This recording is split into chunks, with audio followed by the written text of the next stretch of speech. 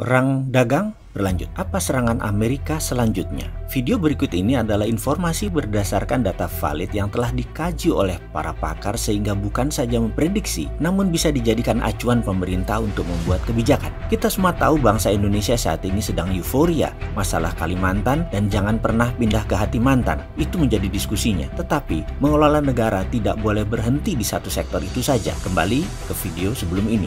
Kita mengatakan BUMN sebaiknya tidak di bawah kementerian. Buatlah seperti Temasek Singapura, pakai undang-undang PT, undang-undang perusahaan saja, tidak di bawah undang-undang kementerian. Adakah yang mulai paham dengan maksud video tersebut? Begini strategi besar perang Amerika versus China, atau dalam bahasa akademi militernya adalah Thucydides Trap War. Kalau menterinya belum pernah ikut Lemhanas, pasti nggak paham apa itu Thucydides, sehingga kebijakan sering salah lihat perang antar negara. Bahkan dianggapnya nggak ada yang namanya warfare itu. Perang itu seakan sudah selesai sejak Perang Dunia Kedua berakhir di tahun 45. Sekarang ke topik perang dua negara. Kita bahas Thucydides di chapter yang lain. Itu juga kalau pada minat pejabatnya. Amerika mulai menunjukkan taringnya saat ini ketika leader of the pack, Amerika itu ditantang oleh negara Cina. Apa yang dilakukan Amerika berikutnya? Amerika saat ini sedang melobi WTO, di mana Amerika menganggap perusak sistem ekonomi dunia saat ini adalah BUMN melawan swasta. Itu level playing field-nya berbeda. Sekali lagi, BUMN adalah regulator, ditambah kalau dia BUMN-nya kementerian, dia juga regulator. Melawan swasta yang cuma user daripada regulator. Jelas tidak seimbang. Amerika saat ini melobi WTO agar BUMN di bawah kementerian menjadi haram. Hartanya, uangnya disebut odious money atau uang najis. Tujuannya adalah Amerika ingin membekukan aset Cina yang didapat dari uang BUMN. Dengan demikian, kering dolar di tangan Cina karena tidak bisa digunakan. BUMN Cina akan ditarik karena BUMN Cina adalah war tour-nya obor. Itu targetnya Amerika. Kalau strategi Amerika melobi WTO berhasil, maka imbasnya akan ke Indonesia. BUMN Indonesia yang di bawah kementerian akan dibukukan juga dolarnya. Pertamina bayangkan tidak bisa impor minyak lagi. Dan apa yang terjadi jika Amerika dan Cina hanya dilihat kacamata perang dagang?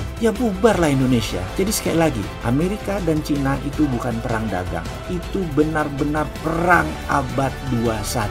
Jadi jangan naif melihat keduanya.